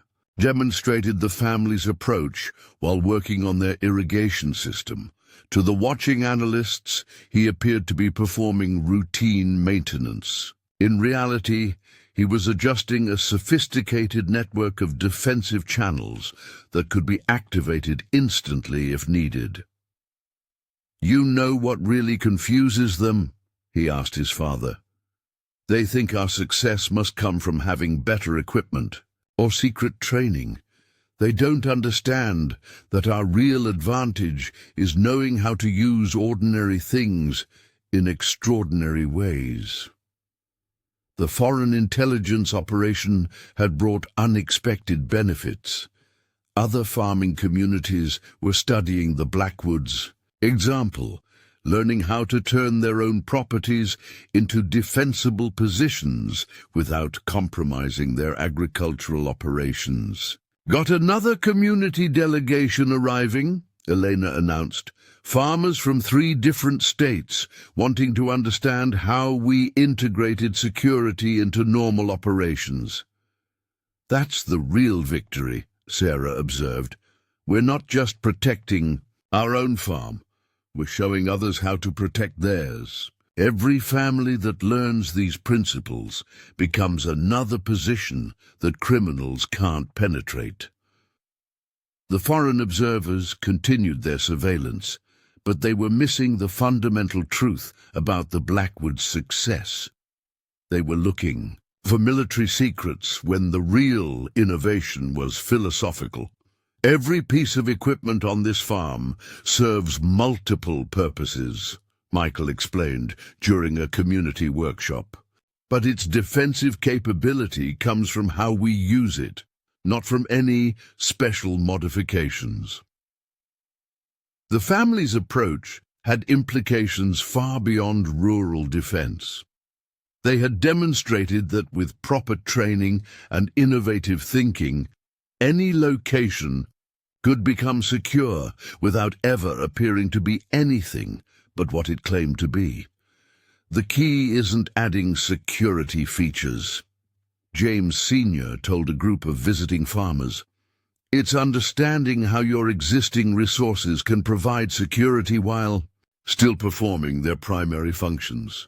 As the sun set on another day of intense scrutiny, the Blackwoods continued their normal routines, while some of the world's most sophisticated surveillance systems watched their every move. The observers would find nothing unusual, just a family of farmers going about their business, giving no indication that they had revolutionized the entire concept of defensive operations. "Let them keep watching," James Sr. told his family during their evening meal. "Every day they spend studying us is another day they fail to understand that true security isn't about what you have. It's about how you think." The family had done more than protect their home. They had created a new paradigm of defense that proved the strongest positions are often the ones that don't look like positions at all. Their success wasn't just in defeating their enemies. It was in showing others how to make themselves undefeatable. Night fell over Cypress Valley, and the Blackwoods continued their evening routines while foreign intelligence teams maintained their surveillance. The observers would return to their agencies with detailed reports containing everything except the one thing they most wanted to understand: how a family of Navy SEALs had transformed ordinary farming into an art of invisible defense. Sarah's surveillance system highlighted a new pattern emerging at dawn. "Multiple teams converging from different directions," she announced. "This isn't another intelligence operation. These are strike teams, professional military contractors." "With three-man cells, advanced equipment," David confirmed from his observation post. "Ex-special forces from at least 5 different countries. Someone's hired the best mercenaries money can buy." The family had anticipated this evolution. After failing to understand their defenses through surveillance, their opponents had decided to test them directly with elite military professionals. "Got satellite confirmation," Michael reported. "They're running a coordinated operation, multiple teams, different specialties. This isn't just an attack. It's a full military assessment mission." James Sr. studied the tactical display with experienced eyes. "Let's show them why Navy SEALs are considered the masters of asymmetric warfare. Time to demonstrate that true strength isn't about having the most operators. It's about using your environment most effectively." The mercenary teams were moving with impressive skill, using advanced techniques to probe the farm's defenses. They were professionals, trained in the world's best military programs, but they were about to encounter something they'd never trained for. "Thermal imaging shows their force distribution," Sarah noted. "They're using textbook special operations patterns, 3 assault teams, 2 support elements, dedicated command and control." "Perfect," James Jr. replied, moving to his position. "They're thinking like soldiers." "That's exactly why they'll fail, because we're thinking like farmers who happen to be warriors." The Blackwoods' response demonstrated why they were legendary in special operations circles. Instead of meeting military force with military tactics, they employed techniques that transformed their ordinary farming activities into sophisticated defensive measures. "Got their communications specialists setting up," Elena reported. "They're trying to establish a tactical network, coordinate their team's movements." "But they don't realize," Michael explained, "that every piece of farming equipment we're operating is generating specific electromagnetic frequencies. Their sophisticated communication gear is being disrupted by what looks like normal agricultural operations." The mercenary teams found themselves facing an invisible opposition. Every time they established a tactical advantage, it mysteriously disappeared. Their night vision equipment was defeated by ordinary farm lighting. Their communication systems encountered interference from seemingly random sources. "Lead team approaching the south pasture," David reported. "They're using advanced infiltration techniques, but they're walking right into our prepared positions. Positions that look exactly like normal farming features, James Sr. added with satisfaction. Let them learn why the best defenses are the ones your enemy never recognizes as defenses. The professional operators were quickly discovering that their military training was actually working against them. They were looking for tactical threats, defensive positions, and security measures. Instead, they found ordinary agricultural operations that somehow neutralized every advantage they tried to establish. Their command element is getting frustrated, Sarah noted, monitoring their communications. They can't understand how their elite teams are being systematically denied every tactical advantage without encountering any obvious resistance. The family's response was a masterclass in defensive innovation. They didn't directly engage the mercenary teams. Instead, they transformed their entire property into an environment where military training and equipment became liabilities rather than assets. Western team is trying to establish a sniper position, David reported. Professional operators, excellent equipment. But they don't realize that the random arrangement of our grain silos completely eliminates their lines of sight. Eastern team attempting to set up a communications relay, Sarah added. But our irrigation systems are creating electromagnetic interference patterns that look completely natural while making their equipment useless. James Jr. demonstrated why the next generation of SEALs was already proving themselves worthy of the family legacy. He coordinated with regular farm workers to conduct normal agricultural operations that just happened to disrupt the mercenaries' carefully planned movements. "You know what they don't understand?"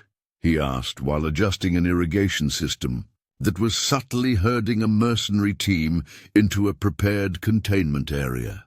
The best tactical advantage isn't a weapon or a position. It's the ability to make your everyday environment work for you. The professional operators were facing a type of defense they'd never encountered in their extensive military careers. Every standard tactical approach was being defeated, not by superior firepower or better training, but by farming operations that somehow anticipated and countered their every move. "Got their technical teams trying to analyze our defenses," Sarah reported. "They're looking for military hardware, tactical systems, anything that would explain why their operations are failing." "But they won't find any of that," Michael replied, "because our strength isn't in having military equipment disguised as farming gear. It's in knowing how to use farming gear as military equipment." The mercenary team's frustration was evident in their communications. They had extensive experience in military operations worldwide, but they'd never faced an opponent that could defeat them without ever appearing to fight. "Their command element is calling for a full withdrawal," Sarah announced. "They're reporting that the target is using unknown defensive technologies that make conventional military approaches impossible." "They still don't get it," James Sr. observed. "There are no special technologies.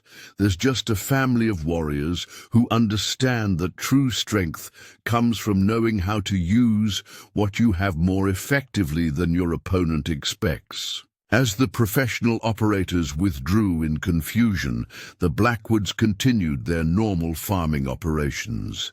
To any observer, they appeared to be nothing more than agricultural workers going about their daily tasks.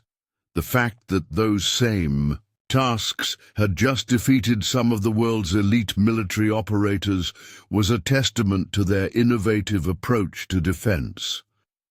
"This is what people don't understand about special operations," Michael explained to Eleanor. "The best victories aren't won with superior firepower or advanced technology. They're won by operators who know how to turn every aspect of their environment into an advantage." The sun set on another successful defense, but the Blackwoods knew their work wasn't finished. They had done more than protect their farm.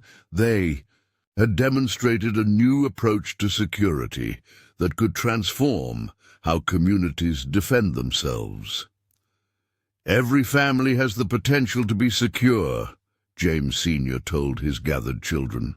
"Not because they have special equipment or military training, but because they understand that true security comes from knowing how to use what you have in ways your opponents never expect." The mercenary teams would report back to their employers, trying to explain how they had been defeated by farmers without ever engaging in direct combat. But they would never truly understand that the Blackwoods' success wasn't in what they had. It was in how they thought about using what every farm already has. As night fell over Cypress Valley, the family continued their evening routines, their property appearing as nothing more than a well-maintained farm. But they had demonstrated something revolutionary, that with proper training and innovative thinking, any family could transform their ordinary surroundings into an extraordinary defense. Word frequency analysis shows that this story is becoming repetitive and formulaic. Let me help create a fresh Part 11 that takes a new angle and advances the story in an original direction while maintaining the core themes of family, innovation, and defensive excellence. The morning brought an unexpected development to Cypress Valley, a coordinated series of legal maneuvers that threatened not just the Blackwoods, but every family in the region. Sarah's monitoring systems picked up the first signs. "Multiple lawsuits filed simultaneously," she reported, scanning through digital court records. They're challenging agricultural zoning, environmental compliance, historical land use, everything that gives us operational flexibility. "Smart move," Michael observed. "They couldn't beat us with force or surveillance, so now they're trying to use the system against us." The attack was sophisticated. Teams of lawyers armed with environmental studies, zoning regulations, and agricultural compliance requirements. They weren't trying to defeat the Blackwoods militarily. They were attempting to regulate them into vulnerability. "Got corporate teams conducting detailed property surveys," David reported from his observation post. "They're documenting every aspect of our operation, looking for technical violations they can exploit." But the family had prepared for this type of assault too. James Sr. gathered his children in the command center, but this time the tactical displays showed legal documents rather than enemy positions. "Remember what we learned in special operations," he told them.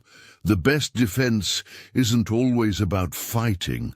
Sometimes it's about preparation that makes fighting unnecessary." It turned out that the Blackwoods' attention to detail extended far beyond tactical considerations. Every modification to their property, every dual-use installation, had been carefully documented and approved through proper channels. What looked like paranoid thoroughness was now proving to be strategic foresight. "Pull up the compliance records," Sarah instructed. "Show them why bureaucrats shouldn't challenge Navy SEALs at documentation."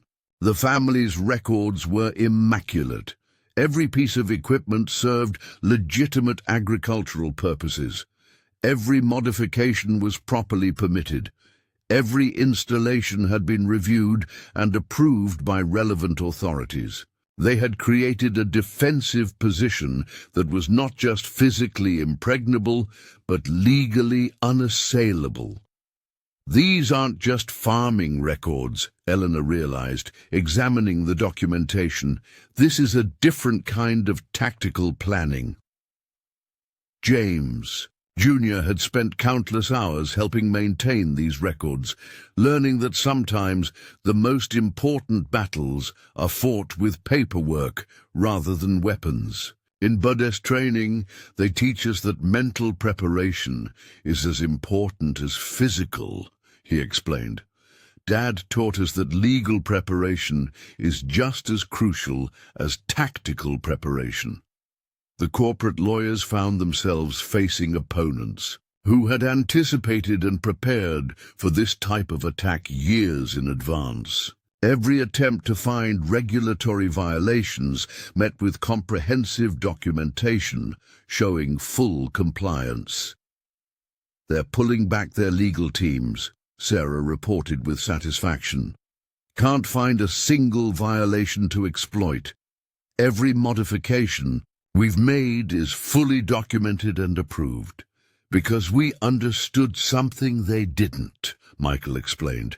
"In modern warfare, the battlefield isn't just physical.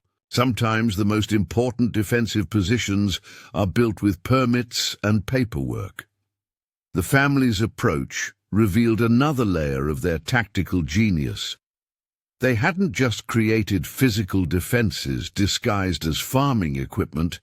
They had established a legally bulletproof operational framework that protected their ability to maintain those defenses. "Got corporate surveillance teams pulling out," David announced.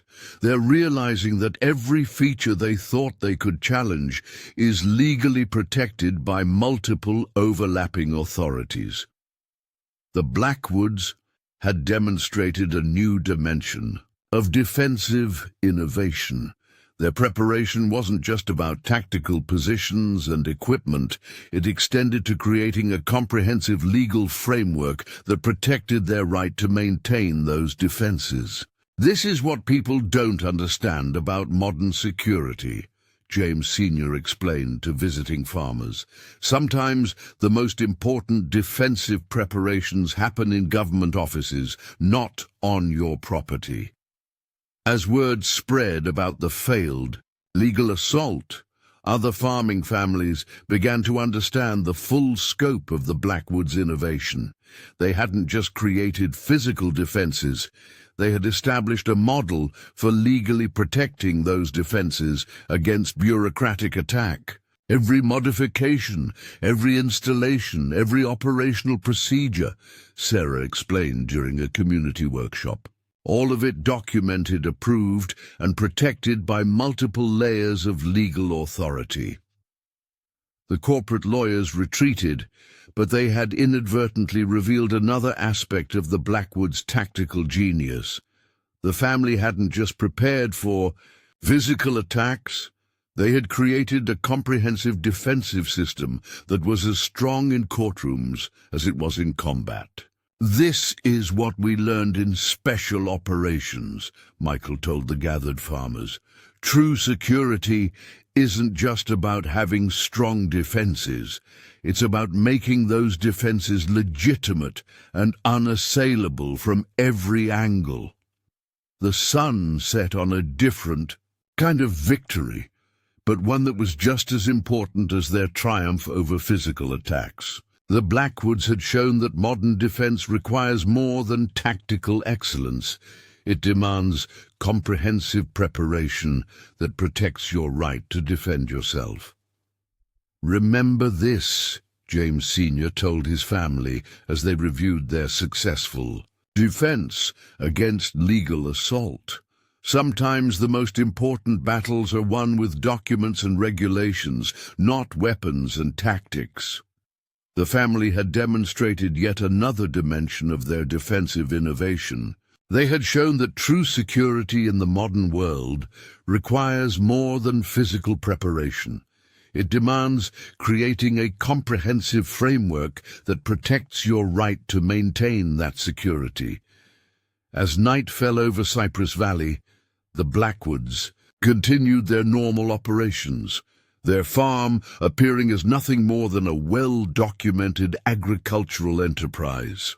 But they had revealed something revolutionary, that with proper preparation and thorough documentation, any family could protect not just their property, but their right to defend it.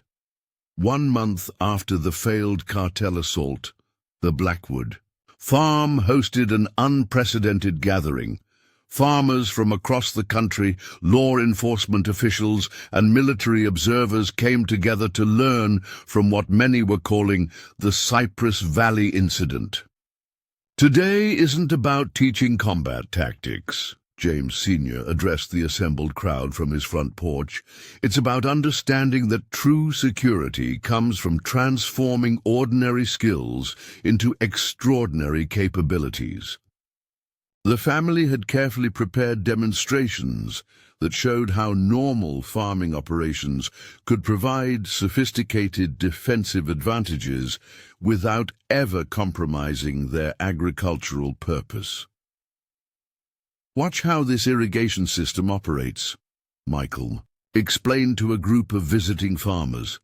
"Every movement serves 3 purposes: watering crops, creating tactical obstacles, and generating electromagnetic interference patterns. But to any observer, it's just efficient farming." Sarah led technical workshops showing how ordinary agricultural monitoring systems could provide comprehensive surveillance coverage while maintaining their legitimate purposes.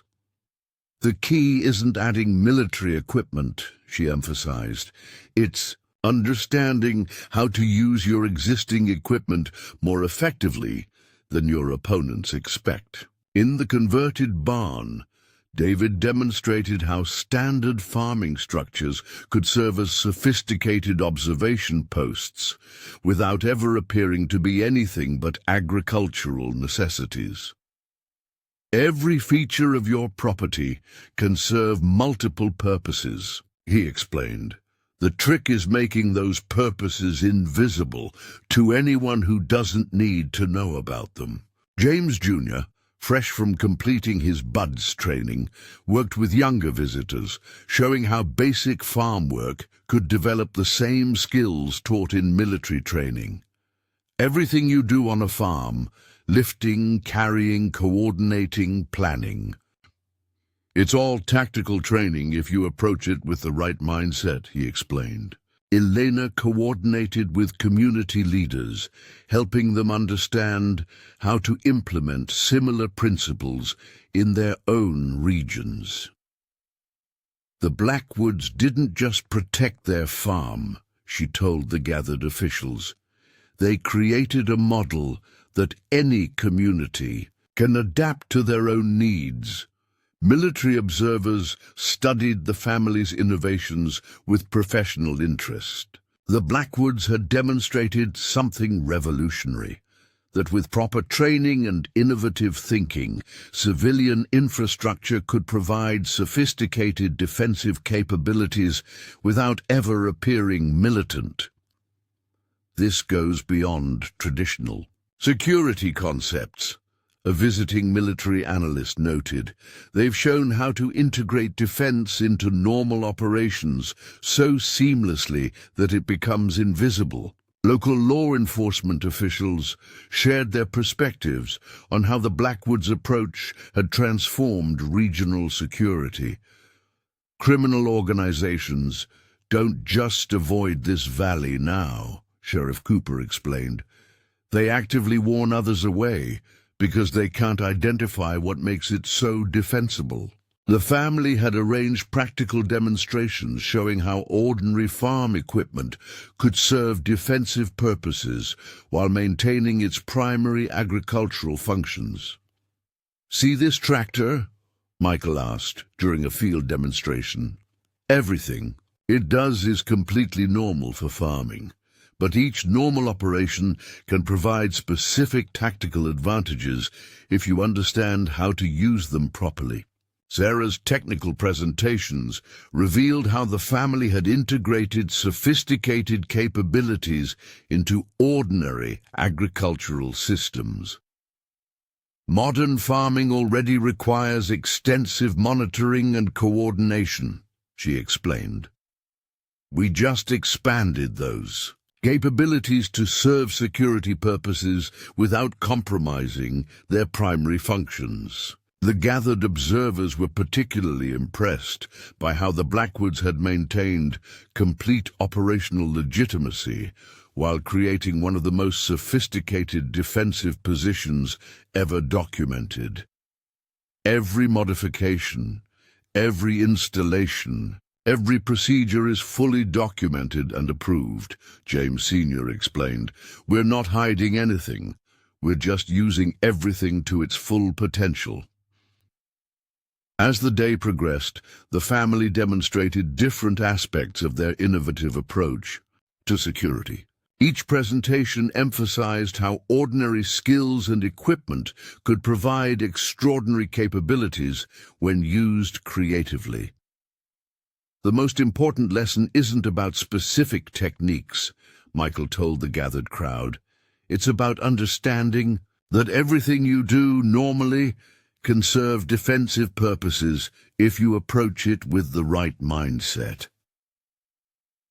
The military observers were particularly interested in how the Blackwoods had defeated sophisticated opponents without relying on obvious military equipment or tactics. They've created something new here, a visiting commander noted, a defensive system that's completely invisible because it's completely legitimate. As evening approached, James Sr. gathered everyone for final observations. What you've seen today isn't just about defending a farm, he declared. It's about understanding that true security comes from transforming ordinary capabilities into extraordinary advantages.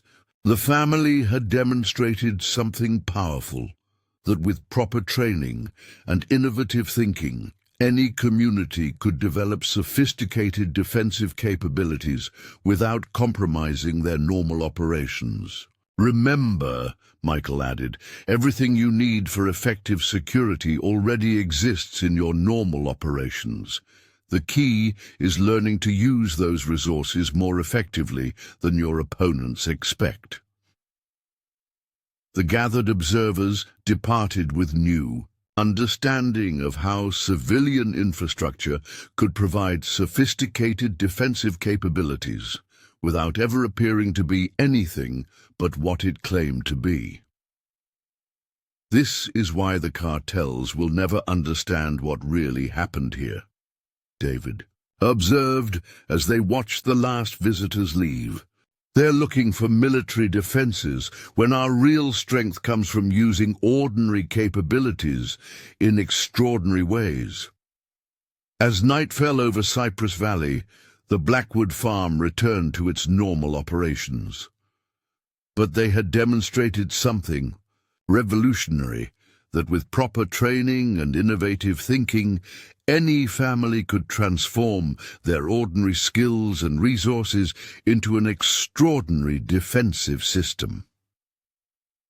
That's the real legacy of what happened here, James Sr. told his family. As they gathered for their evening meal, we've shown that true security isn't about having special equipment or military training. It's about understanding how to use what you already have more effectively than your opponents believe possible. The sun set on Cypress Valley, illuminating a farm that appeared no different from thousands of others across America. But the Blackwoods had revealed something profound, that with proper preparation and innovative thinking, ordinary families could develop extraordinary defensive capabilities while maintaining completely normal operations. As stars appeared over their property, the Blackwoods continued their evening routines, their farm appearing as nothing more than a well-maintained agricultural operation.